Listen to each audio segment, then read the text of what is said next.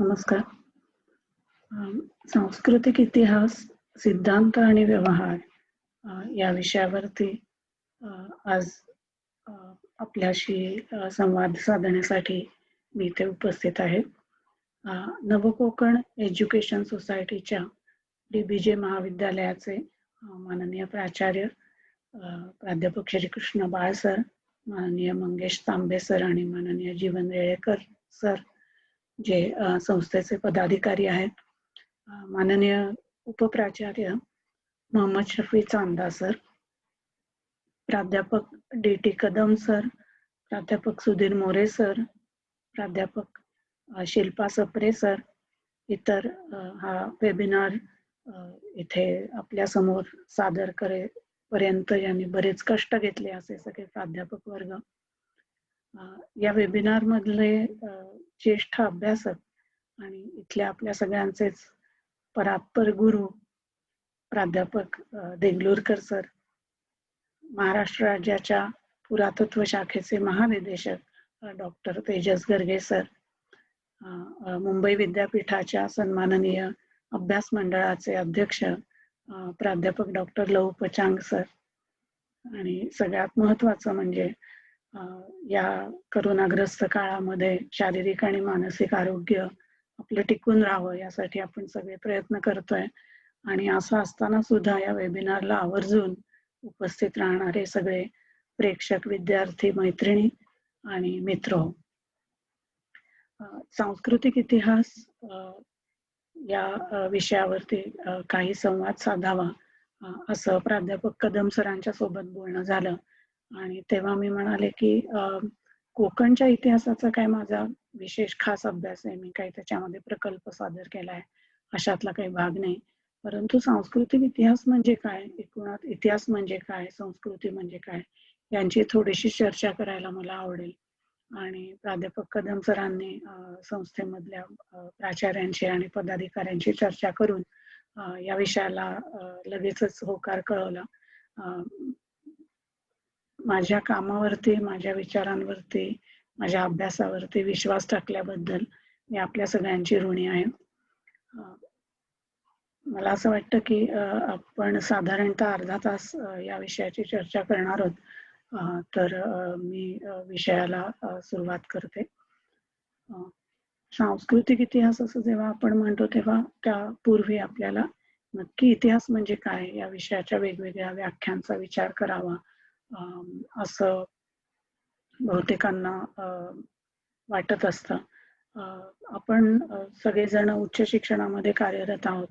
विशेषतः इतिहास विषयाचा अभ्यास असेल तर मग आपल्या सगळ्यांना माहितीच आहे की इतिहास या विषयाच्या विविध तज्ज्ञांनी वेगवेगळ्या काळानुरूप व्याख्या केलेल्या आहेत. E.H. कारची व्याख्या असेल, R.G. कॉलिंगवुडची व्याख्या असेल, आपले मूळचे कोकणातले इतिहासाच्या क्षेत्रामधले उत्तुंग असे संशोधक प्राध्यापक डॉक्टर D.D. कोसांबी सर यांनी केलेली जी व्याख्या आहे इतिहासाची ती अतिशय महत्त्वपूर्ण आहे. परंतु या सेमिनारसाठी आणि या आत्ता पुरत्या संवादासाठी म्हणून मला असं वाटलं की आपण इतिहासाची एक साधी सरळ व्याख्या सादर करावी. त्याच्यामध्ये अर्थातच कोणाला काही पटलं नाही, कोणाला काही त्याच्यात आणि भर घालावीशी वाटली तर आपलं क्षेत्र हे अर्थातच खूप मोकळा विचार करणार आहे. त्यामुळे याच्यामध्ये काही कमी अधिक न्यूनते पुरते करून घेण्याचा तुम्हा सगळ्यांना आवाहन करून मी ही व्याख्या तुमच्या समोर मांडते.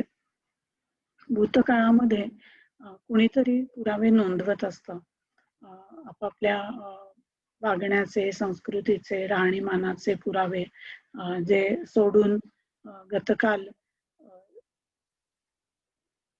गतकालामध्ये लोक जे जगून गेले त्यांचे जे पुरावे असतात त्या पुराव्यांची मदत घेऊन आणि ती मदत घेतली तरी ते पुरावे संदर्भविहीन पद्धतीने नव्हे तर त्या काळच्या वास्तवाच्या संदर्भाने त्यांचा अभ्यास करून मग इतिहासकार जी एक कहाणी तयार करतात, एक स्टोरी लाईन गोष्ट तयार करतात आणि ती आजच्या काळामध्ये सांगतात. त्या गोष्टीला, त्या कहाणीला, त्या कथनाला इतिहास म्हणता येईल असं मला वाटतं. यामध्ये अर्थातच 3 महत्वाचे मुद्दे आहेत जे खाली नोंदवलेले आहेत स्क्रीनच्या. की हा गतकाळ जो आहे तो नुसता होऊन गेलेला नसतो, तो कुणीतरी नोंदवलेला असतो. म्हणजे नोंदवणं ही त्यातली महत्वाची प्रक्रिया आहे. जर कुणी नोंदवलंच नाही गतकाळ, तर त्या गोष्टी घडतात पण त्या आपल्यापर्यंत पोहोचत नाही. दुसरा भाग त्यातला महत्वाचा असा की ज्या काही गोष्टींचा आपण अभ्यास करू त्या एका विशिष्ट काळामध्ये होऊन गेल्या, त्या काळाच्या मर्यादा त्याला आहेत, त्या काळाची एक विशिष्ट अशी दृष्टी गोष्टींकडे पाहण्याची आहे.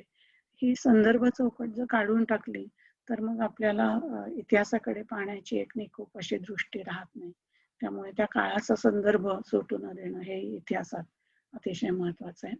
आणि तिसरी गोष्ट म्हणजे आपण कोणासाठी हा इतिहास सांगतोय, तो जो आपला आजचा वर्तमान आहे, आज आपण जे जगणं जगतोय त्या वर्तमानाकडे नजर ठेवून आपण इतिहास सांगत असतो. हाही एक त्या इतिहासाच्या व्याख्येमधला मला वाटतं महत्वाचा घटक आहे. त्यामुळे इतिहास म्हणजे काय, तर ती एक कहाणी आहे, ती एक गोष्ट आहे, ते एक कथन आहे. ही एक मला वाटतं सुरुवातीला आपण सगळ्यांनी मान्य गोष्ट केली तर मग पुढे आपल्याला सांस्कृतिक इतिहास आणि इतर गोष्टींची चर्चा करता येईल. स्क्रीनवरती तुम्हाला चित्र दिसत असेल ते मिलिंद प्रश्न या सुप्रसिद्ध रचनेमधला जो मिलिंद नावाचा राजा होता, त्या राजाचं नाणं आहे ते आपल्याला इथे दिसतंय. एक इतिहासाचा सोर्स म्हणून, इतिहासाचं साधन म्हणून ते इथे आपल्या पुढे मी मांडलंय.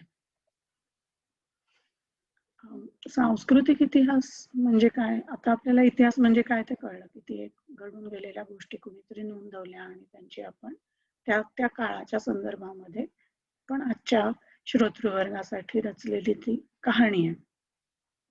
मग सांस्कृतिक इतिहास म्हणजे नक्की काय, असं जर आपण विचार केला तर त्याच्यामध्ये बऱ्याच गोष्टी येतात. तिथे काय काय शब्द चुकून पडला नाहीये, तर काय काय येतं सांस्कृतिक इतिहासामध्ये, असा मनामध्ये आपण प्रश्न विचारला तर बऱ्याच गोष्टी संस्कृतीचं अंग म्हणून आपल्या डोळ्यासमोर येतात.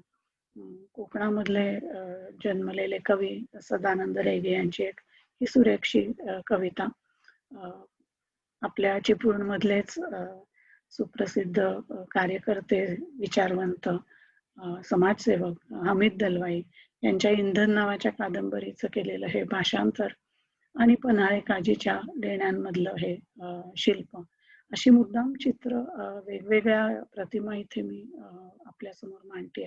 म्हणजे संस्कृतीची विविध अंग आपल्या डोळ्यासमोर यावेत, आपण त्या दिशांनी विचार करायला सुरुवात करावी, यासाठी मुद्दाम सांस्कृतिक इतिहासामध्ये काय काय येतं. तर या कथा कविता येतील, कादंबरी येईल इंधन सारखी, लेणी येतील, त्या लेण्यांमध्ये आपल्याला दिसणारं तत्कालीन जीवनाचं दर्शन असेल, त्यांच्या धर्मकल्पना असतील, अशा अनेक गोष्टी सांस्कृतिक इतिहासामध्ये येत असतात. संस्कृती ह्या गोष्टीचा जर का आपण विचार करायचा म्हटला की नक्की मग काय काय येतं संस्कृतीमध्ये, तर E.B. टायलर नावाचा कल्चरल अँथ्रोपोलॉजिस्ट, संस्कृतींचा मानवशास्त्रीय अंगाने अभ्यास करणारा अभ्यासक होऊन गेला. तो असं व्याख्या करतो संस्कृतीची की समाजाचा सदस्य म्हणून, सामाजिक प्राणी म्हणून माणसाने अनेक गोष्टी कमवलेल्या असतात, ज्यामध्ये त्याचं शहाणपण असतं, ज्ञान असतं, त्याचे विश्वास, श्रद्धा, वेगवेगळ्या कला तो निर्मिती त्याच्यामध्ये करत असतो, नीती आणि तत्व त्यातली काही मूल्य म्हणून तो मान्य करत असतो, कायदे, परंपरा, एकूणात काय तर वेगवेगळ्या क्षमता, गोष्टी करू शकण्याची तयारी. आणि ज्या गोष्टी तो नेहमी तो म्हणजे त्यामध्ये अर्थातच तीही आलीच, मनुष्य प्राणी ज्या ज्या गोष्टी सवयीने पण करतो, या सगळ्या गोष्टी मिळून त्यांचा एक गुंता, त्यांची एक व्यामिश्र अशी मांडणी म्हणजे संस्कृती, अशी एक व्यापक व्याख्या आपल्याला टायलरने दिली आहे. मला वाटतं ती मान्य करायला हरकत नाही. मानवशास्त्र आणि संस्कृती आणि इतिहास या क्षेत्रांना एकत्रित आणणारी अशी ही चांगली व्याख्या असं मला वाटतं. मग या सांस्कृतिक इतिहासाची काही सैद्धांतिक बीज आपल्याला दिसतात का याचा जेव्हा आपण विचार करतो तेव्हा ॲनॉल्स स्कूल हे नाव समोर येतं. आपण आतापर्यंत पाहिलं की संस्कृती म्हणजे काय काय आहे, इतिहास म्हणजे काय आहे, आणि या दोन्हींची जिथे आपण सांगड घालतो तो सांस्कृतिक इतिहास हा कसा आपल्यापर्यंत येऊन पोहोचला, सांस्कृतिक वारशाचा अभ्यास करावा असं आपल्याला का वाटायला लागलं, याची थोडीशी सैद्धांतिक इतिहास रूपी बीज तुमच्या समोर मांडावीत असं मला वाटलं. साधारणतः 20व्या शतकाच्या सुरुवातीला म्हणजे पहिलं महायुद्ध संपल्याच्या नंतर परिस्थिती अशी होती फ्रान्स या देशामधली की जिथे ही मंडळी मार्क ब्लॉक असेल, लुसिए लफाव्र असेल आणि नंतरच्या काळामध्ये ब्रॉदेल असेल, ही मंडळी जिथे काम करत होती त्या पॅरिसमध्ये एकूण इतिहासाचं जे त्या त्या क्षेत्रामधल्या अभ्यासकांचं आकलन होतं ते काही पुरेसं नाही अशी एक अस्वस्थता या विचारवंतांना जाणवत होती. त्यामधनं त्यांनी असं एक त्यांचं जे म्हणणं होतं ते मांडायला सुरुवात केली की सांप्रतचा म्हणजे त्यांच्या काळामधला जो इतिहास आहे तो काही नव्या गोष्टी आता मांडू शकत नाही. तर मग आपण काय करावं, तर वेगवेगळ्या ज्ञानशाखांच्या सहाय्याने आपण सामाजिक आणि आर्थिक इतिहास कसा लिहिता येईल याची पद्धत, रचना, कार्य हे निश्चित करण्यासाठी पुढाकार घेतला पाहिजे. मग त्याच्यासाठी काय करायचं, तर सामाजिक म्हणजे काय, आर्थिक म्हणजे काय, प्राचीन म्हणजे काय, अर्वाचीन म्हणजे काय, अशा ज्या वर्गवाऱ्या केलेल्या होत्या इतिहासाचे कप्पे घालून इतिहासाला जे चौकटींमध्ये बांधून टाकलं होतं ते पहिल्यांदा नाकारणं हे एक क्रांतिकारी पाऊल या मार्क ब्लॉक, लुसिए लफाव्र आणि फेर्नांड ब्रॉदेल या लोकांनी हे पाऊल उचललेलं आपल्याला दिसतं. त्यामधून त्यांनी काय केलं, तर त्यांनी एक नियतकालिक सुरू केलं की ज्याचं नाव हे इतिहास, अर्थव्यवस्था आणि समाज रचना यांच्याबद्दलचे अहवाल आम्ही सादर करतोय अशा स्वरूपाचं हे या नियतकालिकाचं नाव होतं. त्या अहवालांना, वार्षिक अशा नोंदींना ॲनॉल्स असं म्हणतात. त्यामुळे या नियतकालिकामधून ज्या ज्या वेगवेगळ्या पद्धतीने इतिहास रचना आपल्या समोर वाचकांच्या समोर मांडली गेली त्या रचनेला, त्या विचार प्रणालीलाच ॲनॉल्स स्कूल असं नाव दिलं गेलं. त्यामुळे ॲनॉल्स स्कूल ही एक इतिहासाकडे समग्रपणे पाहण्याची अशी दृष्टी आहे. एवढं आपण लक्षात ठेवलं तरी पुरेसं आहे. म्हणजे संस्कृतींचा इतिहास आपण अभ्यासावा असं लोकांना का वाटायला लागलं, की जी लोक अनेको शतकं आजतागायत जास्त करून राजकीय इतिहासाचा, राजेराण्यांचा इतिहास, प्रमुख पुरुष व्यक्तींचा इतिहास, थोरा मोठ्यांचा इतिहास ह्या गोष्टी अभ्यासत होते, त्यांना अचानक संस्कृतींचा अभ्यास का करावासा वाटला. त्याचं कारण असं की हे ॲनॉल्स नावाचं जे नियतकालिक आहे त्याच्या प्रणेत्यांनी असा विचार, समग्र इतिहासाचा, टोटल हिस्ट्रीचा विचार त्यांनी मांडला. त्यामुळे इतिहासाच्या कथनाच्या शैलींमध्ये, कथनाच्या स्वरूपामध्ये खूप मूलभूत असे बदल आपल्याला साधारणतः 1930 नंतरच्या काळामध्ये होताना दिसतात. यातली महत्वाची संकल्पना एक आपण पाहू शकतो ती अशी की दीर्घ पल्ल्याचा इतिहास, याला लॉंग ड्युरे असं म्हणतात. लॉंग ड्युरे दीर्घ पल्ल्याचा इतिहास, ज्यामध्ये आपण पाहूच यात पुढे काही विशिष्ट घटना घडत असतात. त्या घटना घडत इतिहासाला एक निर्णायक असं वळण दिलं गेलेलं आपल्याला लक्षात येतं. आणि मग त्यामधनं असं आपल्याला समजतं इतिहासाचा अभ्यास करताना की ज्या समाजाचा आपण अभ्यास करतोय त्याच्या मूळ संरचनेमध्येच, मूळ आराखड्यामध्येच बदल झालेले आहेत. म्हणजे छोट्या छोट्या घटना त्या सातत्याने झाल्यामुळे इतिहासाच्या प्रवाहाला मिळणारं निर्णायक असं वळण आणि त्यामधून एकूणच समाज रचनेच्या संरचनेला, समाजाच्या संरचनेला आलेलं नवं स्वरूप, असा या इतिहासाकडे पाहण्याचा पट ॲनॉल्स स्कूलच्या लोकांनी जनतेच्या म्हणजे वाचकांच्या समोर मांडलेला दिसतो. इथलं जे चित्र आहे ते रॉयल एशियाटिक सोसायटी जी इंग्लंडमधली आहे त्यांच्या संग्रहामधलं सिल्क वर्म्स म्हणजे रेशमाचे किडे पाळून त्याच्यापासून रेशीम आणि कागद आणि रेशमाचे धागे कसे तयार केले जातात याच्या प्रक्रियेबद्दलचं हे चिनी लोकांनी काढलेलं चित्र आहे. मला असं वाटलं की हा जो दीर्घ पल्ला आहे त्या पल्ल्याचं एक रूपकात्मक असं चित्रण या चित्रातून होतं की वेगवेगळ्या प्रक्रियांमधून हे जे धागे निर्माण केले जातात आणि त्यामधनं मोठं असं पट किंवा वस्त्र विणलं जातं, त्याची एक प्रतिकात्मक मांडणी या लॉंग ड्युरे अनाल स्कूलच्या इतिहासाच्या रूपामधनं आपण करू शकतो का असा मी विचार केला, म्हणून हे चित्र इथे दिलं. आता या घटना आणि कंजंक्चर आणि फायनली एकूण संरचनात्मक बदल या गोष्टी कशा घडत जातात. तर अगदी सोपीशी आपण उदाहरणार्थ गोष्ट घेऊ शकतो की जर हा एक नॉर्मल सेमिनार असला असता तर आपण त्याची सुरुवात चहाने केली असती. तर आपण चहा पितो ही अगदी रोजची घटना असते, पण म्हणून आपण कालचा कप चहाचा आज पित नाही. जो चहा आपण रोज पितो तो नवीन नित्य नूतन असा चहा असतो. पण आपण चहा पितो ही एक डेली हॅपनिंग आहे, रोजची घटना आहे. तर जेव्हा ही घटना म्हणजे आज मी चहा प्यायला किंवा आज मी चहा प्यायला नाही ही घटना असते, तेव्हा अॅनल स्कूल त्याच्याकडे केवळ घटना म्हणून पाहतात. ती अर्थातच एकमेव आणि अद्वितीय असते. मी आज जो चहा प्यायलाय तो उद्या पिणार नाही. आज चहा पिणारी मी आणि उद्या पिणारी मी ही पण एकच असणार नाही. माझ्यामध्ये काही बदल झालेले असतील. अशा दृष्टीने या घटना या नित्य नूतन युनिक असतात असं अॅनल स्कूलचं म्हणणं आहे. या घटनांचं पुढे काय होतं तर अनेक वर्ष या घटना सातत्याने घडत राहतात.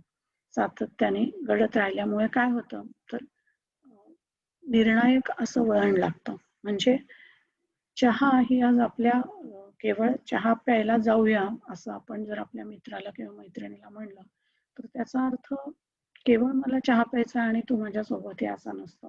आपण गप्पा मारूया किंवा इथून बाहेर जाऊया, माझ्या बरोबर थोडा वेळ तू टाइमपास कर, मजा कर, गप्पा मार, अशा अनेक गोष्टी त्याच्यामध्ये आपल्याला अभिप्रेत असतात.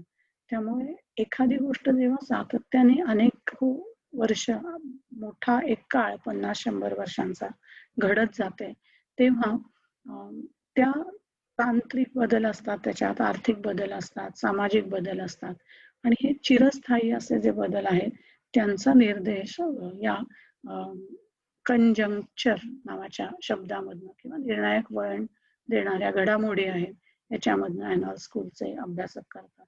जशा भरती ओटी सारख्या गोष्टी असतात त्या सातत्याने होत राहतात आणि मग त्यातून आपल्या गावचा जो किनारा असतो त्याची सीमा ठरली जाते.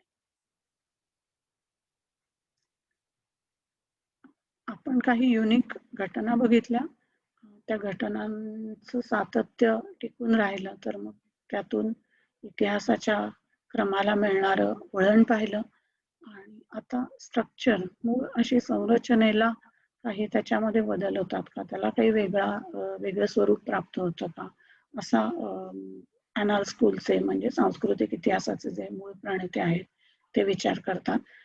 त्यामध्ये ते अर्थातच जसं की भारतामध्ये चहा ही गोष्ट कशी काय एवढी पॉप्युलर झाली, आपल्या इथलं हवामान, आपला भूगोल, आपलं सामाजिक संघटन. तर इथे तुम्ही एक लेटेस्ट चित्र बघताय की या करोनाग्रस्ततेच्या काळामध्ये सुद्धा चहा पिणं लोक सोडत नाहीत, कारण त्यामध्ये ती एक आपल्या सामाजिक घटिताची संरचनेमध्ये शिरलेली गोष्ट आहे चहा पिणं ही. त्यामुळे मूळ संरचनेमध्ये एखादी गोष्ट सातत्याने घडत जाऊन मूळ संरचनेमध्ये बदल होतो असं अॅनल स्कूलच्या इतिहास लेखकांचं आपल्याला सांगणं आहे. हे चहाचं उदाहरण तुम्हाला वाटेल की हे अगदी साधं उदाहरण आहे किंवा याचा इतिहासाशी काही फारसा संबंध नाही, पण त्याचा अर्थातच इतिहासाशी भरपूरच संबंध आहे. आपण मगाशी पाहिलं की 1930 नंतरच्या दशकामध्ये हे अॅनल स्कूल समग्र इतिहास टोटल हिस्ट्रीचा विचार जगभरामध्ये प्रसृत झालेला दिसतो. त्याला वेगवेगळ्या दिशांनी दुमारे फुटलेले आपल्याला दिसतात. ज्यामध्ये लिंगभावांचे अभ्यास, लिंगभावावर आधारलेले अभ्यास आहेत. सांस्कृतिक इतिहास ज्याबद्दल आपण बोलतोय ते अभ्यास आहेत. सबाल्टर्न म्हणजे शोषित वंचित जनांना केंद्रस्थानी ठेवून केलेले जे अभ्यास आहेत ते. मेमरी स्टडी, स्मृतींचे अभ्यास आहेत. असे अनेक प्रकारांनी या समग्र इतिहासाला, सकल अशा टोटल इतिहासाला धुमारे फुटलेले आपल्याला दिसतात. या सगळ्यांचा अर्थातच मूळ आपल्याला माहिती आहे. त्यानुसार ॲनाल स्कूलमध्ये आहे. या सगळ्या दिशा आपल्याला ॲनाल स्कूलमधनं त्या परिदृष्टीमुळे अभ्यासाच्या वेगवेगळ्या दिशा मिळाल्यात असं म्हणायला काही हरकत नाही. ह्या वेगवेगळ्या दिशांनी प्रवास करणाऱ्या इतिहासाचं भारतामधलं आविष्करण कसं होत गेलं, तर याचे काही नमुने, याची काही उदाहरणं म्हणून मी इथे या वेगवेगळ्या अभ्यासांमधल्या विविध लेखकांची नावं समोर मांडली. त्यातली अनेक अर्थातच आपल्या परिचयाची असतील, काही नसतीलही कदाचित, पण समग्र इतिहास जेव्हा आपण म्हणतो की केवळ राजकीय, केवळ आर्थिक, केवळ सामाजिक असा इतिहासाचा विचार न करता एखादी ऐतिहासिक घटना घेऊन त्याच्या विविध अंगांचा अभ्यास करणारे अभ्यासक कोण होते भारतामधले, होऊन गेलेले, असा विचार केला तर ही नावं आपल्याला नक्की समोर दिसतील. जसं लिंगभावांच्या अभ्यासामध्ये सुसी थारू आणि सुदेश वैद यांचं पुस्तक आपल्यापैकी बहुतेकांनी पाहिलेलं असेल, विमेन रायटिंग इन इंडिया, ज्यामध्ये थेरीगाथांमध्ये ज्यांनी आपली अभिव्यक्ती सादर केली अशा बौद्ध भिक्षू स्त्रियांपासून ते अगदी आतापर्यंतच्या मुक्ता साळवे, सावित्रीबाई फुलेंपर्यंत, रमाबाई रानडेंपर्यंत, पंडिता रमाबाईंपर्यंत वेगवेगळ्या स्त्रिया आपापले विचार कसे अभिव्यक्त करत होत्या याबद्दलचं पुस्तक हे थारू आणि सुदेश वैद यांनी लिहिलेलं आहे. लिंगभावावर आधारलेल्या अभ्यासाचं एक अतिशय सुंदर असं उदाहरण म्हणून आपण त्याच्याकडे पाहू शकतो. सामाजिक इतिहासाच्या क्षेत्रात अर्थातच रोमिला थापर आहेत. अलीगड स्कूलने संबंध जे एक पीपल्स हिस्ट्री, लोकांचा इतिहास अशी मांडणी केली, त्याचे वेगवेगळे अंक आहेत. सामाजिक आणि आर्थिक इतिहासामध्ये अमिय कुमार बागचे आहेत, तीर्थंकर रॉय यांचे अनेक लेख मराठीतही अनुवादित झालेले आहेत आणि त्यांचं इकॉनॉमिक हिस्ट्री, आर्थिक इतिहासाचं पुस्तकही अतिशय प्रसिद्ध आहे.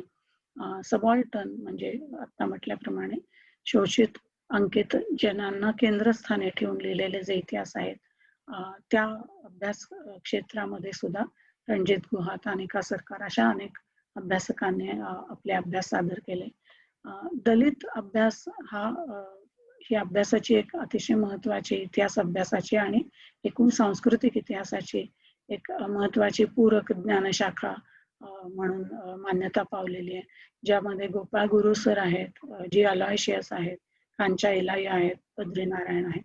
अनेक मंडळींनी दलित इतिहासामध्ये महत्वपूर्ण असं ज्ञानात्मक योगदान, भरीव योगदान दिलेलं आपल्याला दिसतं. तसंच स्मृतींच्या अभ्यासाचं एक क्षेत्र आपल्याला गेली 3 ते 4 दशक भारतामध्ये चांगलंच रुजलेलं दिसतं. शाहिद अमीन यांचं इव्हेंट, मेटाफर अँड मेमरी सारखं पुस्तक असेल, एजाज अहमद यांची मांडणी असेल, इतरही अनेक इतिहासकारांनी आपल्याला स्मृतींचा अभ्यास कसा करता येतो हे दाखवून दिलेलं आहे. हे सगळे भारतभरचे अभ्यासक या वेगवेगळ्या क्षेत्रांमध्ये काम करत होते. त्याच काळामध्ये महाराष्ट्रामध्ये मराठी भाषेमध्ये याच विविध अंगांनी मांडणी करणारे अनेक अभ्यासक होऊन गेलेले आपल्याला दिसतात. लिंगभावावर आधारित वंदना सोनाळकर मॅडमचं सुरेख काम आहे औरंगाबादच्या. शर्मिला रेगेंचं काम आहे, ज्यामध्ये केवळ लिंगभावाचाच विचार केलेला नाहीये, तर एकूण आयुष्यामध्ये आपल्या ज्या ज्या क्षेत्रांना आपलं आयुष्य जगणं स्पर्श करत असतं अशा अनेक गोष्टींचा शर्मिला रेगेंच्या अभ्यासामध्ये त्यांनी त्या गोष्टींना स्पर्श केलाय. म्हणजे तमाशामध्ये पॉप्युलर कल्चर, लोकप्रिय संस्कृती आणि त्यामध्ये तमाशा सादर करणाऱ्या स्त्री कलावंत, पुरुष कलावंतांच्या जगण्याबद्दल त्यांचा अभ्यास अतिशय महत्वपूर्ण आहे.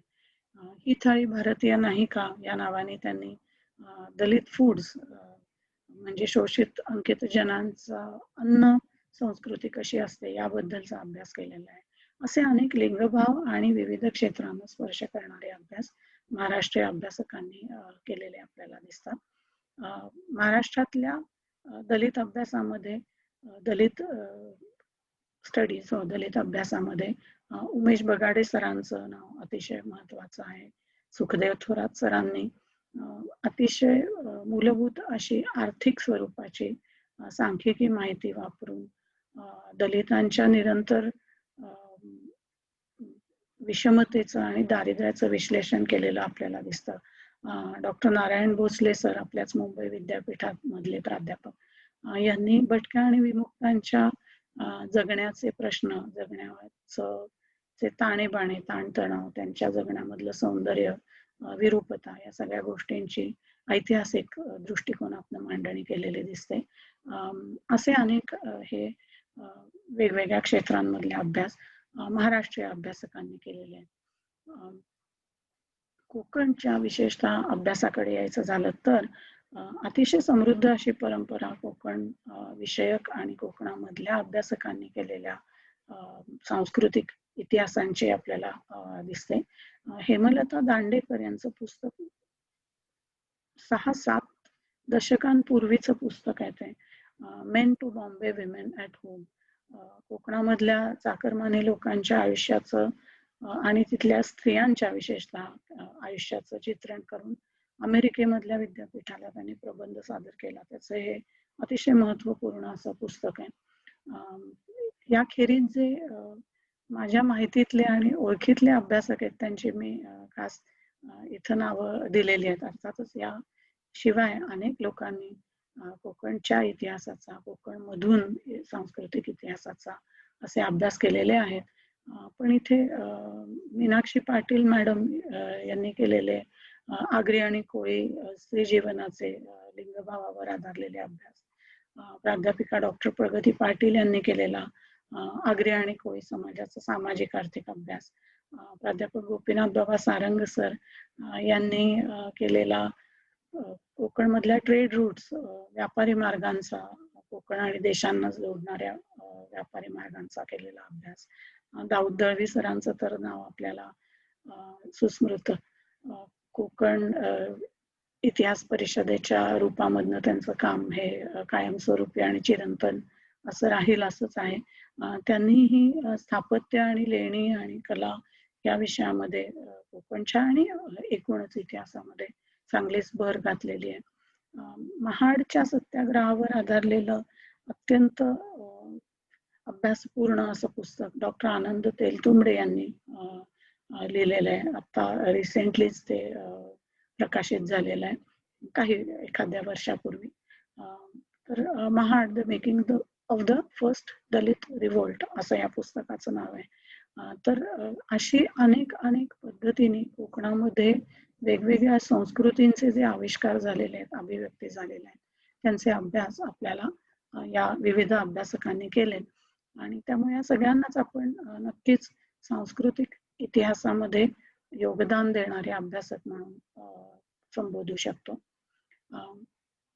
आजची परिस्थिती बघितली तर साधा इतिहास आणि सांस्कृतिक इतिहास याच्यामध्ये काय फरक आहे असा जर कोणी प्रश्न विचारला तर खरं सांगायचं म्हणजे सांस्कृतिक इतिहास हा सगळ्या इतिहासामध्ये मिसळून गेलेला आहे.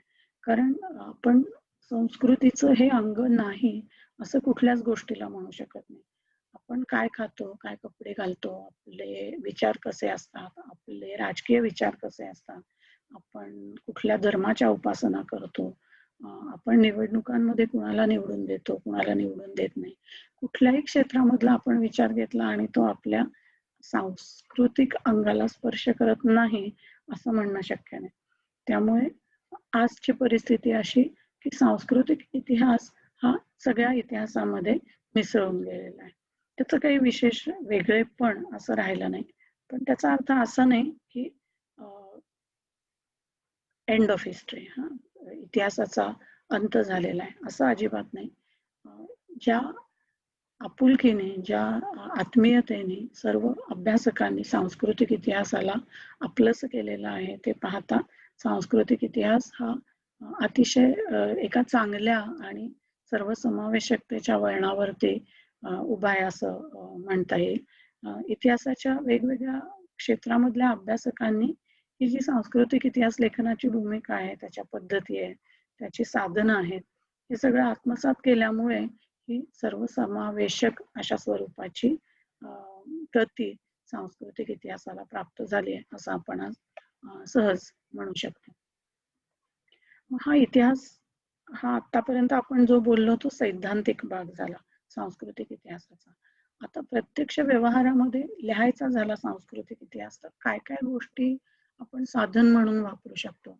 तर सगळ्यात महत्वाचं म्हणजे या साधनांचे काही प्रकार असतात, त्यांची आपण इथे थोडक्यात माहिती करून घेऊया. पुरातत्वीय साधनं इथे जे कातळ शिल्पाचं पेट्रोग्लिफचं चित्र दिसतंय ते याहून अधिक चांगलं अर्थातच चित्र मिळालं असतं, पण हा मुद्दाम मी घेतलाय तो स्क्रीनशॉट आहे BBC वरती आलेल्या बातमीचा, की जिथं डॉक्टर तेजस गर्गे सर ज्यांचं भाषण ऐकायला आपण सगळेच उत्सुक आहोत, ज्यांची मांडणी ऐकायला आपण आतुरलेले आहोत. तर डॉक्टर तेजस गर्गे सरांचं स्टेटमेंट जे BBCने घेतलेलं आहे, याखेरीज आपल्या कोकणामधलेच सुधीर रिसबूड आणि मनोज मराठे हे अभ्यासक अशा अनेकांचं जे म्हणणं BBCने त्यांच्या बातमीमध्ये दिलं ते इथे मुद्दाम आवर्जून मांडलंय. याचं कारण असं की इतिहास हा पुरातत्वीय साधनांच्या सहाय्याने मांडला जातो आणि ही पुरातत्वीय साधनं समाजापर्यंत येण्यासाठी मीडिया, विशेषतः आजच्या जमान्यामध्ये इलेक्ट्रॉनिक्स मीडिया यांचं खूप महत्वाचं योगदान असतं, हे इथे मला अधोरेखित करावंसं वाटतं. उजवीकडचं चित्र आहे ते भूमिगत बोगद्यांचं आहे, पाण बोगद्यांचं. पाणी वाहून जावं किंवा पाणी एके ठिकाणी जमा व्हावं यासाठी पर्शियामधलं म्हणजे इराणमधलं जे हे तंत्र आहे कनात नावाचं, ते तंत्र भारतामध्ये अनेक प्रदेशांमध्ये आत्मसात केलेल्या लोकांनी दिसतं आणि त्यांचा अभ्यास हे स्पेसिफिक हा जो फोटो आहे हा तुंग नावाच्या किल्ल्यावरती असणाऱ्या पाणबोगद्यांचा फोटो आहे. डॉक्टर प्रमोद बोराडे हे आपल्या स्थानिक इतिहासाचे आणि सांस्कृतिक इतिहासाचे अभ्यासक आहेत. त्यांनी त्यांच्या कामासाठी या कनात बोगद्यांचा फोटो काढला होता. तो मला असं वाटलं की मुद्दाम इथे पुरातत्वीय साधनाचं एक उदाहरण म्हणून आपल्या समोर मांडावा. इतर दोन चित्र तुम्ही सर्व परिचितच आहेत, सगळ्यांना माहिती आहे. हरप्पा मोहेंजोदडोच्या संस्कृतीमधली ती सापडलेली शिल्प आहेत. हे आतापर्यंत बोललो आपण हे पुरातत्वीय साधनांबद्दल म्हणजे आर्किओलॉजिकल सोर्सेस बद्दल. आता नाणकशास्त्रीय साधनं, नाणी जी इतिहासाचं साधन म्हणून आपल्याला सांस्कृतिक इतिहासाचं साधन म्हणून आपल्याला काही एक माहिती देऊ शकतात. त्या नाण्यांचं, नाणी म्हणजे फक्त नाणीच नव्हे, नोटा सुद्धा आल्या आणि इथे स्क्रीनच्या उजव्या बाजूला तुम्हाला दिसेल तर हुंडी नावाची गोष्ट देखील आपल्याला यामध्ये समाविष्ट होते. कुठल्याही पद्धतीने आर्थिक संसाधनांची देवाणघेवाण करण्याचं जे साधन आहे असं ते नाणं किंवा नाणकशास्त्रीय साधन हे इतिहासाचं अतिशय महत्वाचं साधन असतं. सांस्कृतिक इतिहास लिहायला अर्थातच त्याचा खूप मोलाचा हातभार लागतो. साधी गोष्ट आपण जरी घेतली की ही इथे 1000 रुपयांची नोट आहे. या नोटा ज्या असतात त्यांच्यामध्ये तुम्हाला माहिती आहे की ही तर म्हणजे कालबाह्य झाली, पण नोटांवरती भारतातल्या विविध भाषांमध्ये त्या नोटेची किंमत आणि त्याचं स्वरूप लिहिलेलं असतं. म्हणजे जर उद्या काही 100 वर्षानंतर एखादी नोट किंवा नाणं अभ्यासकांना सापडलं तर त्यांना आजची नोट बघून हे लक्षात येईल की या काळामध्ये जे लोक हा काय कागदाचा तुकडा नाणं म्हणून किंवा चलन म्हणून वापरत होते ते लोक या वेगवेगळ्या भाषांमध्ये बोलत असणार बरं का. म्हणून एकाच नोटेवरती एवढ्या विविध भाषांमध्ये तीच गोष्ट पुन्हा पुन्हा लिहिलेली आपल्याला दिसते. म्हणजे सांस्कृतिक इतिहास आणि आर्थिक इतिहास आणि नाणकशास्त्र अशा वेगवेगळ्या ज्ञानशाखा कशा एकत्र येतात हे इथे मला असं वाटतं की अधोरेखित करणं गरजेचं आहे.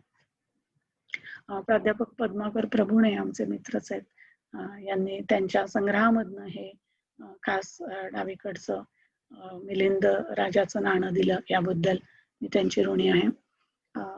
पुरातत्वीय आणि नाणकशास्त्रीय साधनांच्या सारखंच पुरा अभिलेखीय साधन हे सुद्धा अतिशय महत्वाचं इतिहासाचं साधन होऊ शकतं.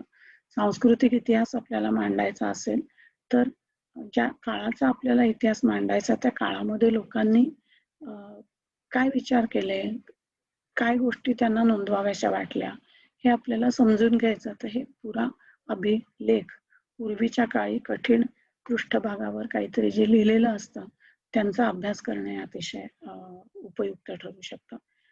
डावीकडचा आहे तो भांडारकर प्राच्य विद्या मंदिरामधले डॉक्टर श्रीनंद बापट यांनी वाचलेला ताम्रपट आहे, आणि उजवीकडचा आपल्या जवळचाच कुडे मांदाड इथला इसवी सन पूर्व 200 ते इसवी सन 200 म्हणजे आजपासून साधारणतः 1800 ते 2200 वर्ष जुना असा शिलालेख आहे.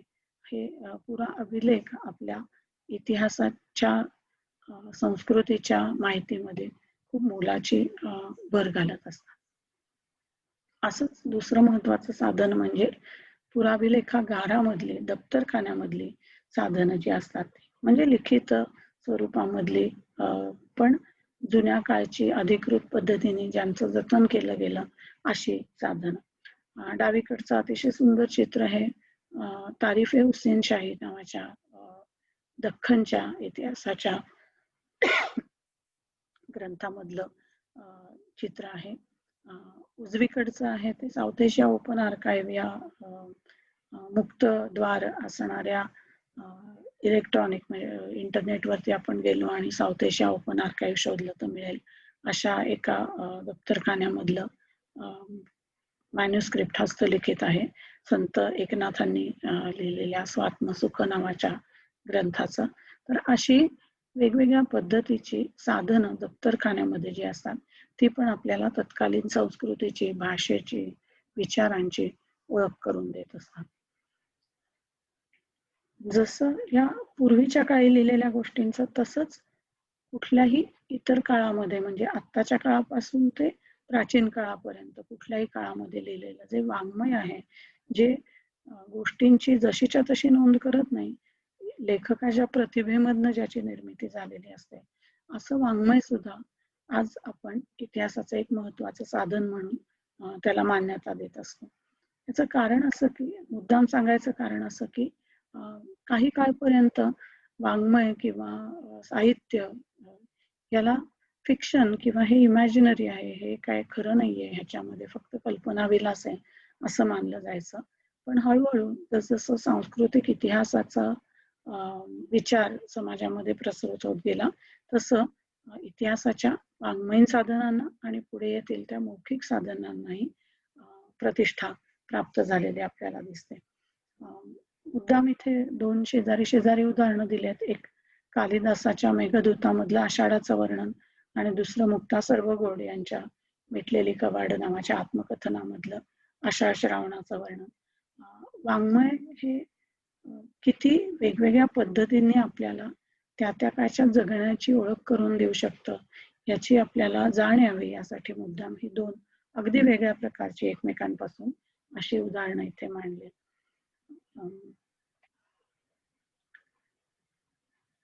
मौखिक साधनं आत्ताच आपण म्हणलो की सांस्कृतिक इतिहास जसा महत्वपूर्ण होत गेला तसं या वाङ्मयीन साधनांना आणि मौखिक साधनांना महत्व प्राप्त होत गेलं. तर ही जी मौखिक साधनं आहेत ही वेगवेगळ्या पद्धतीने तुम्हाला संस्कृत उपनिषदांपासून ते ओव्यांपर्यंत की ज्यामध्ये मुलीची करुण अवस्था सासरी गेलेल्या वर्णन केलेली असते, अशा ओव्यांपर्यंत वेगवेगळ्या पद्धतीने आपल्याला मौखिक साधनं ही इतिहासाचा, संस्कृतीचा परिचय करून देत असतात. इथेही मला असं वाटलं की तुमच्याच कॉलेजचं कौतुक करणारी दैनिक सकाळमधली बातमी मुद्दाम इथे पेस्ट करावी, मुद्दाम इथे जोडावी. तुमच्याच कॉलेजमधल्या मला वाटतं मराठी विभागाने मौखिक साधनं म्हणून कोकणी लोकगीतांचा संग्रहाचा प्रकल्प हाती घेतलेला होता, त्याची बातमी आहे. म्हणजे तुम्हाला खरं म्हणजे मौखिक साधनांचं महत्व काही सांगायची गरज नाही. तुम्ही ते अनेक काळापासून प्रत्यक्षामध्ये काम करत आलेले आहात. त्याबद्दल विशेष आनंद वाटला.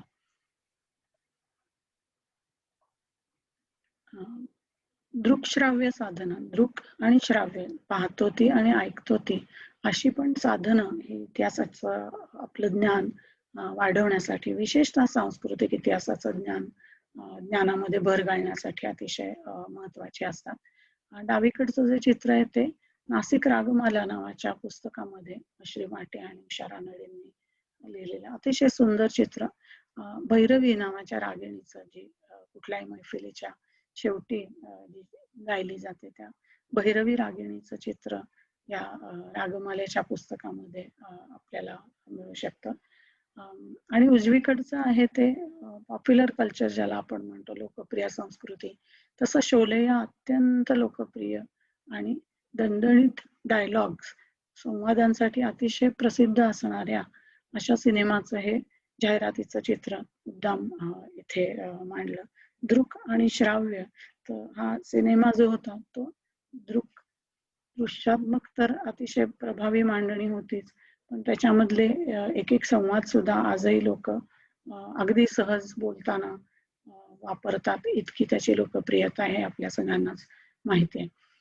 तर ही साधनं सुद्धा आपण ज्या गोष्टी पाहतो, ज्या गोष्टी ऐकतो, त्यांचा सुद्धा संस्कृतीचा इतिहास मांडायचा असेल तर अतिशय महत्वाचा वापर एक चांगला इतिहासकार करून घेऊ शकते.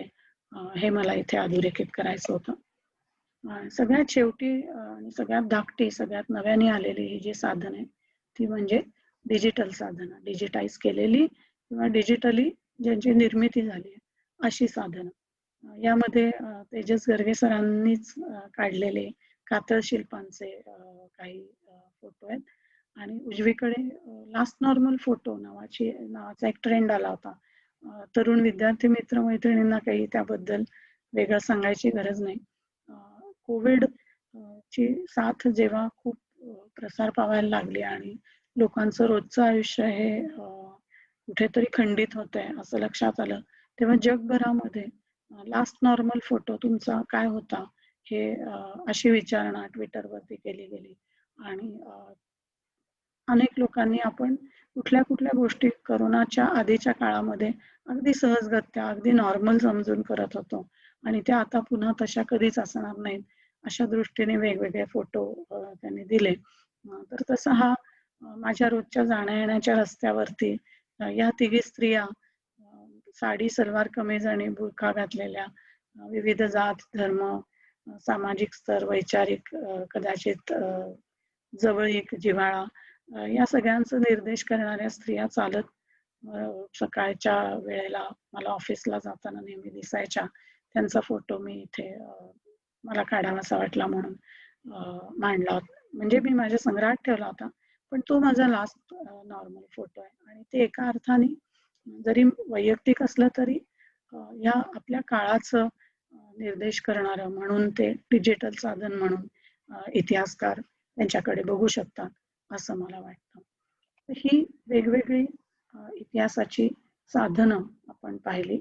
पुरातत्वीय, अभिलेखागारीय, नाणकशास्त्रीय आणि साहित्यिक वाङ्मयीन साधनं होती, मौखिक साधनं होती, दृकश्राव्य साधनं होती आणि डिजिटल साधनं होती.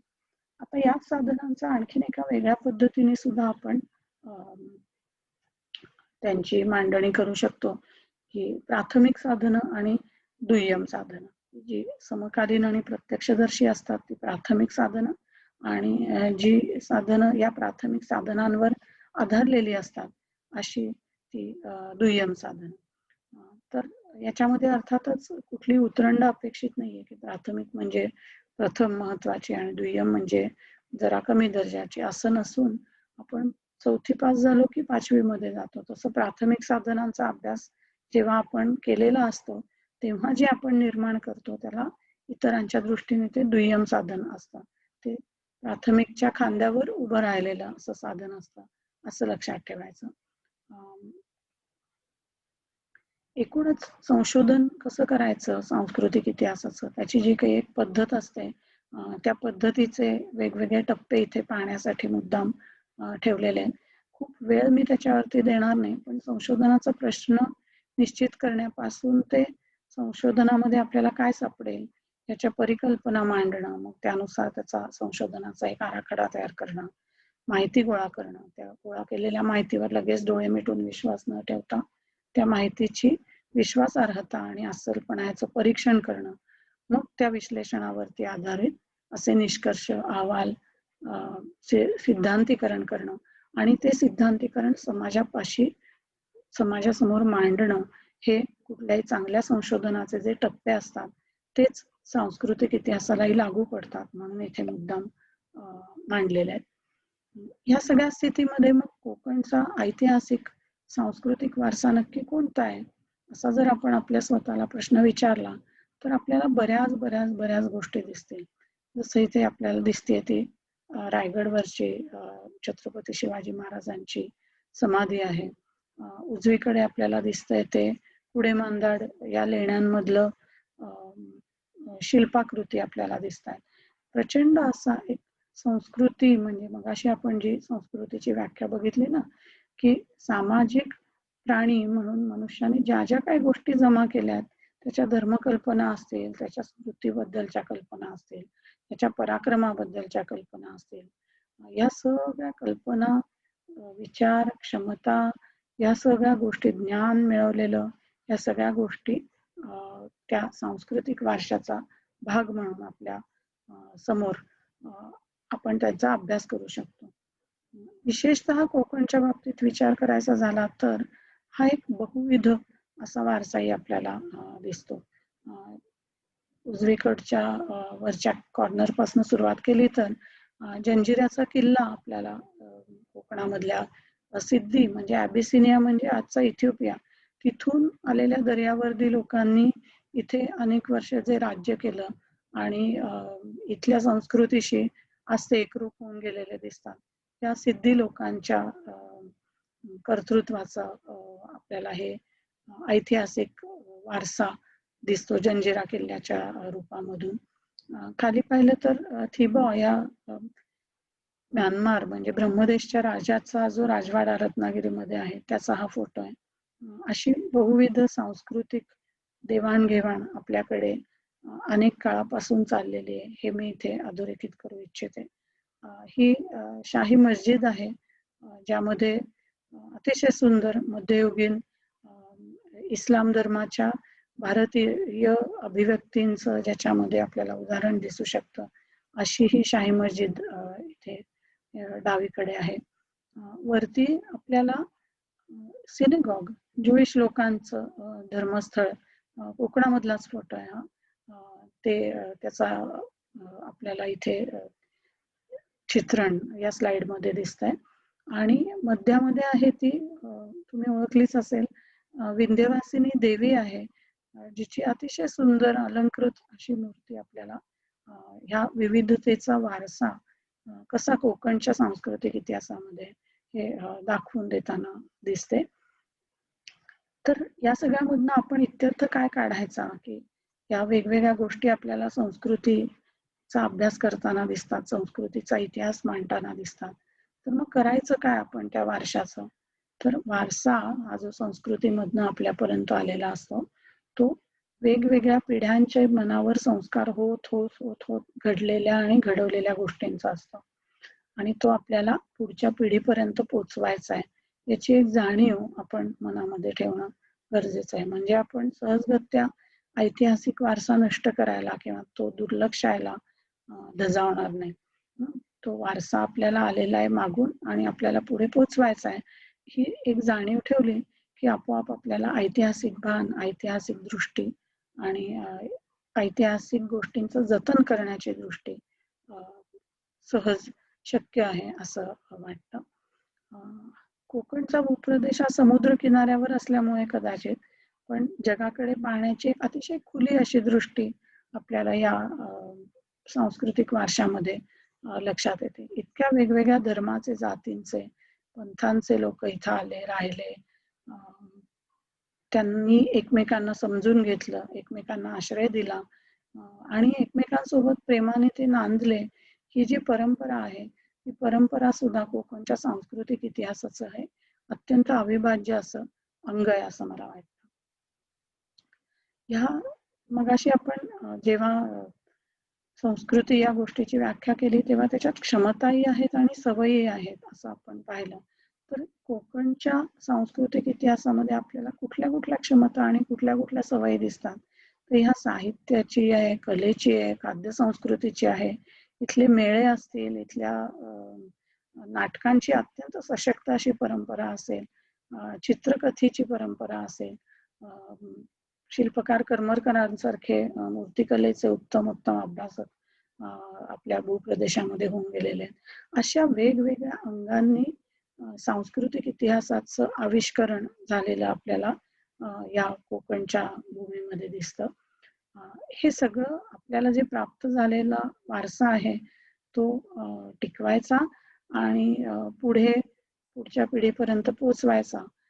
ह्या दृष्टीने जर आपण कोकणच्या सांस्कृतिक इतिहासाची मांडणी केली तर ती आपल्या विद्यार्थ्यांना, सहकाऱ्यांना आणि सर्वसामान्य वाचकांना सुद्धा एक निकोप अशी दृष्टी देणारी होईल असं वाटतं.